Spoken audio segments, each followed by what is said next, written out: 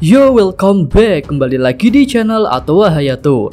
Bagaimana kabar nakama sekalian? Semoga selalu baik-baik saja.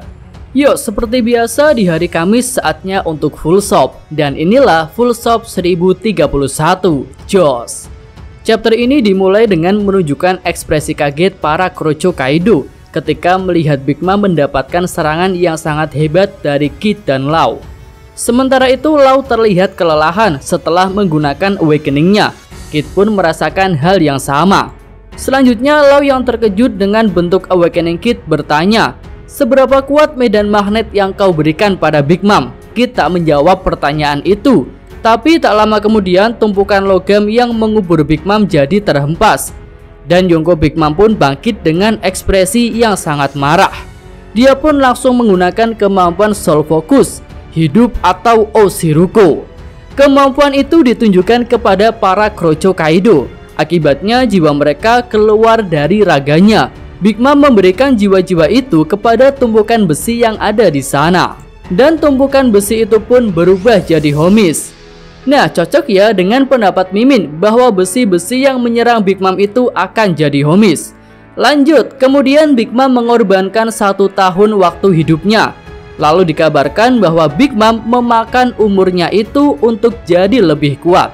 Karena hal itu Big Mom dan Homis yang memiliki jiwanya otomatis jadi lebih kuat. Hingga akhirnya Big Mom pun terlihat mengerikan dengan mata yang berapi dan terbakar. Dengan kekuatan barunya itu Big Mom berkata, "Sudah beberapa dekade aku tak merasakan rasa sakit separah ini. Mama, ku akui kalian berdua kuat." Mendengar ucapan Big Mom itu, Kid dan Law hanya terdiam. Lalu Big Mom kembali berkata, "Telafargal, Kid, dan topi jerami, kalian datang untuk merebut tahta ini. Rebutlah jika kalian bisa tahta Yonko ini." Lalu Law pun berkata, "Aku tak peduli tentang hal itu, yang pasti aku harus mengalahkanmu." Dan Kid juga berkata, "Ya, jangan menahan diri lagi. Akan kuseret kau turun dari tahtamu, apapun yang terjadi." Lanjut kita beralih ke scene yang lain. Di sini memperlihatkan keadaan Yamato yang masih berlari sekuat tenaga. Melihat jalan di depannya penuh dengan Kurocho Kaido, Yamato pun mencari jalan lain. Adegan kembali berganti, kali ini menunjukkan keadaan Trix dan Apo. Di sini keduanya sudah kembali bertarung. Trix menyerang Apo, tapi Apo menahannya. Keadaan pun berbalik, Apo menyerang Trix dan kali ini Trix yang menahannya. Nah, di sini The-Ace Trix mengatakan bahwa dia sudah tahu mengenai kelemahan serangan Apo tanpa harus menutup telinga. Selanjutnya Trix berkata, "Aku akan menghabisimu untuk memenuhi janjiku kepada topi jerami. Aku sudah tahu kelemahanmu. Kau mungkin butuh orang lain untuk mendengar suara agar kau dapat menyerang. Tapi kau juga perlu melihat arah seranganmu." Jadi kelemahan serangan Apo adalah dia harus melihat bagian mana yang ingin dia serang. Nah, ketika pertarungan itu sedang terjadi, tiba-tiba Yamato masuk ke ruangan itu tanpa izin dan tanpa mengetuk pintu dulu. Dan setelah melihat The-Ace Trix, Yamato jadi terkejut. Dia berkata, "Trix, mengapa salah satu Tobiropo ada di sini?" Lalu Apo pun berkata, "Yamato, Trix telah mengkhianati Kaido." Tanpa mendengar perkataan Apo, Yamato berusaha menerjang Trix. Tapi sebelum terjangan itu mengenai sasaran, Trix menjelaskan bahwa saat ini dirinya dan Yamato sudah berada di pihak yang sama, yaitu pasukan aliansi. Yamato pun luluh dengan penjelasan Trix, dan dia pun mengatakan bahwa harus segera melanjutkan perjalanannya karena Onigashima dan Ibu Kota Bunga sedang dalam bahaya.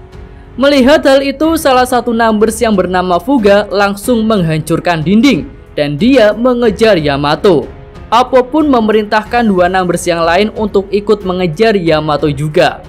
Lanjut kita beralih ke lokasi Brook dan Robin. Di sini keduanya sudah bertemu dengan 2 agen CP0 yang berniat untuk menangkap Robin. Beruntung beberapa Ming bertindak cepat. Mereka menghalangi kedua agen CP0 itu. Sementara Brook berlari sambil membawa Robin menjauh dari tempat itu. Dalam pelariannya bersama Brook, Robin mengatakan bahwa agen pemerintah dunia yang menggunakan topeng memiliki keistimewaan. Tapi apa yang dimaksud Robin di sini belum dijelaskan. Selanjutnya keberadaan Robin sudah diketahui oleh agen CP0 yang ketiga. Dia pun langsung mengejar menggunakan kemampuan seperti Soru. Lanjut, kita beralih kepada Sanji. Ternyata Sanji berlari sampai ke lokasi para wanita anak buah Black Maria.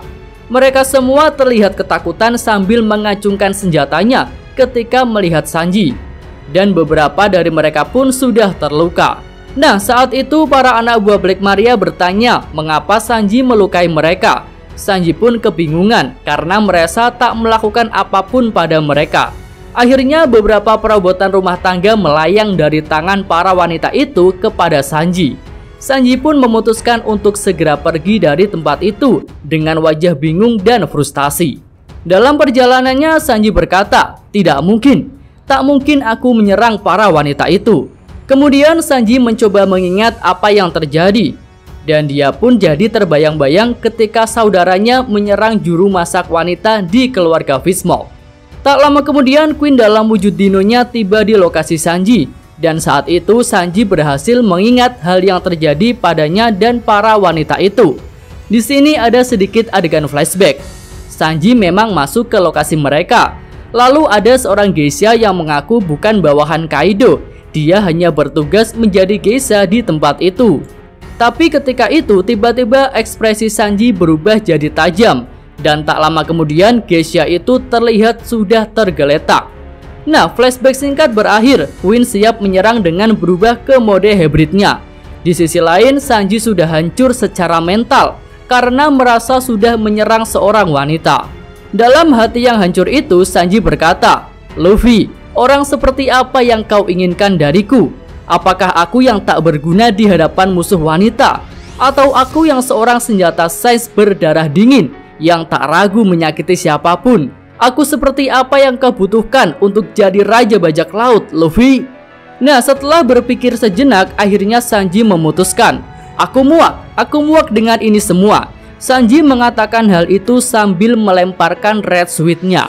Lalu dia berkata lagi, "Tampaknya benda inilah yang memicu kebangkitan kekuatan Jerma ini. Aku muak, aku tak mau menjadi Jerma."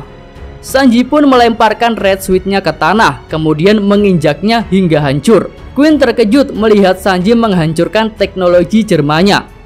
Setelah melakukan itu, Sanji pun berkata, "Selamat tinggal Jerma, selamat tinggal pemandian wanita. Hai." Setelah itu Sanji menyalakan rokoknya dan kemudian mengeluarkan denden musi untuk menghubungi seseorang. Ternyata Sanji menghubungi Zoro. Zoro pun terkejut mengapa ada denden musi di pakaiannya. Tapi Zoro tetap mengangkat panggilan itu. Zoro berkata, "Hei, mengapa aku membawa denden musi?" Dan Sanji menjawab, "Aku yang memasukkannya ke pakaianmu untuk jaga-jaga aja jika kau berkeliaran di suatu tempat dan mungkin kau akan tersesat." Zoro pun kesal dengan jawaban Sanji. Dia menjawab, "Baka-baka, koki baka, jangan ganggu aku sekarang." Ya, keadaan Zoro memang tidak mudah. Di sini King sudah berubah jadi bentuk full Zoan yang menyerang Zoro dari udara dengan tembakannya. Lalu Sanji meneruskan perkataannya, "Aku punya satu permintaan untukmu setelah pertempuran melawan bajak laut Kaido ini berakhir." Zoro menjawab, "Ya, katakan saja." Selanjutnya King menyerang Zoro menggunakan paruhnya, tapi Zoro menghentikan serangan King itu dengan kedua pedangnya. Sanji pun kembali berkata, "Jika setelah pertempuran ini aku berubah tak seperti dulu lagi, kau harus menghabisiku." Zoro pun terkejut dan dia berkata, "Hah? Apa katamu?" Tapi dengan tenang Zoro melanjutkan, "Baiklah, jika itu memang hal yang terjadi, tapi jangan sampai mati pada pertempuran ini." Sanji pun menjawab, "Baiklah." Nah, panggilan denden musi Sanji dan Zoro pun berakhir. Dan tiba-tiba Sanji menghilang dari pandangan Queen. Queen terkejut dan dia berkata, "Hah? Apakah dia menghilang menggunakan kemampuan sains? Dasar anak judge." Tak lama kemudian Sanji muncul di hadapan Queen dengan tubuh yang membara. "Aku sudah terbakar, jadi jangan kau tambahkan minyak atau kau akan merasakan apiku ini." Sanji menyerang Queen dengan serangan Hell Memories. Queen pun terhempas dan berkata, "Gua!" Dan full stop ini pun berakhir sampai di sini. Jos, terima kasih. Oke, sampai di sini aja video kali ini. Semoga nakama sekalian menyukainya. Terima kasih udah nonton ya. Jangan lupa like-nya dan subscribe channel Atowa Hayato. Yo!